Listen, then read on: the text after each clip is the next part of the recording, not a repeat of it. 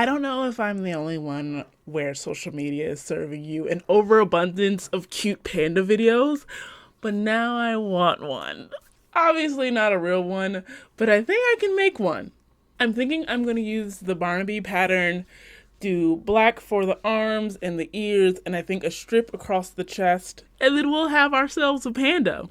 I want to also say that I think a while back when I was asking y'all some ideas for projects, panda was one of them, so we're doing a full circle here.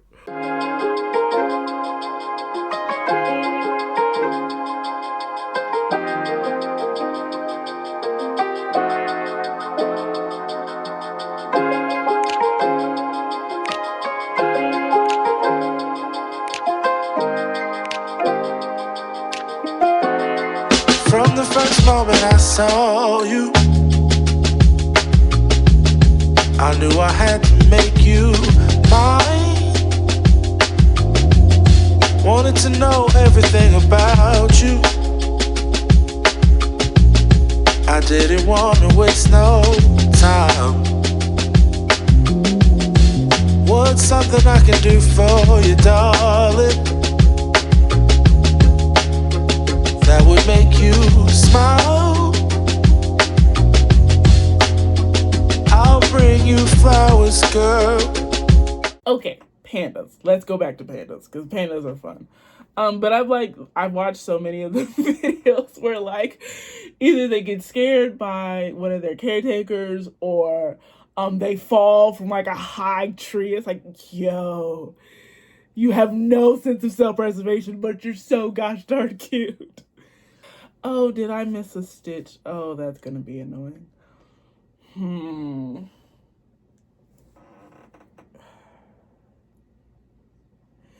Nah. I distracted myself. Well, this is for me, so I don't have to actually do that well on it. So...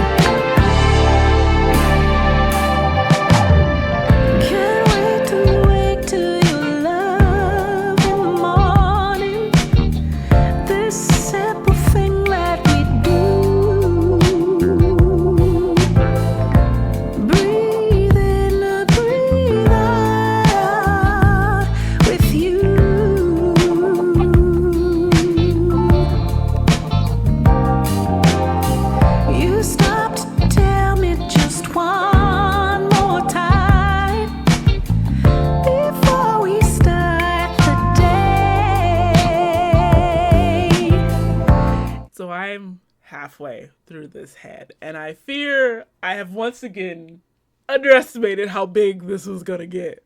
So I did this with acrylic yarn, and if you know, acrylic yarn is a lot thinner than the plush yarn that I usually would make the bear with. And I'm thinking, oh, it's gonna be like the bunny that I made, or the lion. It's... So yeah, this panda is not gonna be as little as I thought it was gonna be. So I'm not even finished the head yet, and I have already run into a hiccup. So usually I try to put on the safety eyes as I go, make it a little easier, but this is a panda, so there should be a patch before the put the eyes on. And now I'm like, ooh, because for the life of me, these safety eyes are not coming out, so now I have to improvise. I'm gonna attempt a bigger magic ring that doesn't close all the way and see if I can just fit that around the safety eye. After working on the lion, I just knew this was gonna be easier and more straightforward. I should have known better. So I finished both feet. I didn't realize until after I was working with the black yarn that it is much thinner than the white yarn. And I don't know if that's gonna be a problem. I ended up doubling them up, if you can see, but I don't know if that's making it too much thicker. And I didn't want to get more black yarn because I have so much of this black yarn. So I'm like, we'll see.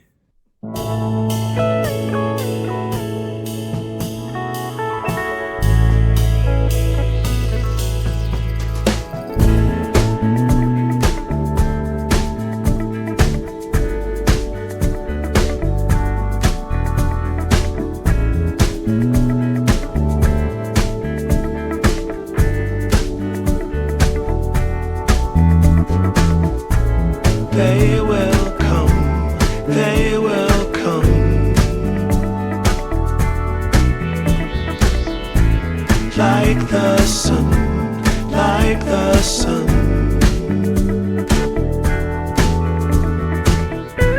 There will be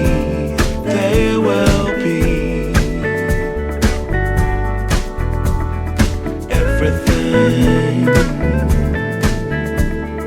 everything. When you put it up. So I finished the torso, and can we appreciate these lines? Like, I ended up going into the back loop to try to get that line, and it actually worked out, especially as I was switching out the colors.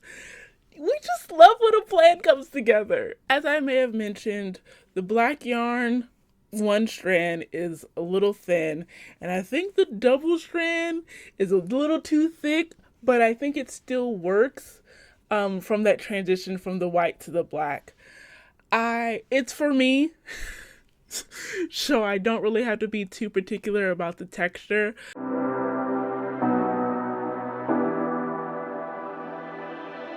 You say you need your space, then pull me close. I read your silence, louder than most. One day you're warm, the next day you're cold.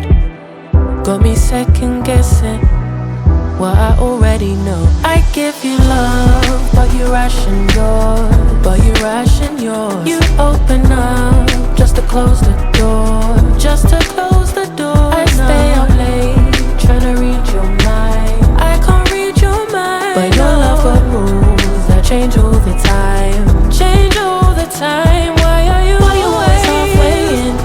Got me drowning when I know I could swim. If you love me, baby, say it with your chest. Yeah, tired of the maybes, I just want the yes. Don't play me like a song on spin. If you ride for me, then ride to the end. Don't wanna love this paper thin, so why you always halfway in? Halfway in. You hit me up when the nights get slow, but then disappear when that. As I mentioned, I'm using 2 strands of the black yarn, but originally I was working from the 2 separate bundles, but I saw this video where they had sort of used their winder to combine 2 yarns, and I tried it and it worked really well. I finished one arm and now I'm on the second arm. I didn't realize the winder hack until after I already finished the first one. So I'll finish this arm. There's the 2 ears and then the 2 eye spots, which I'm still not sure if I'm going to be able to make it work, but I need to stay positive, so it'll work. It'll work.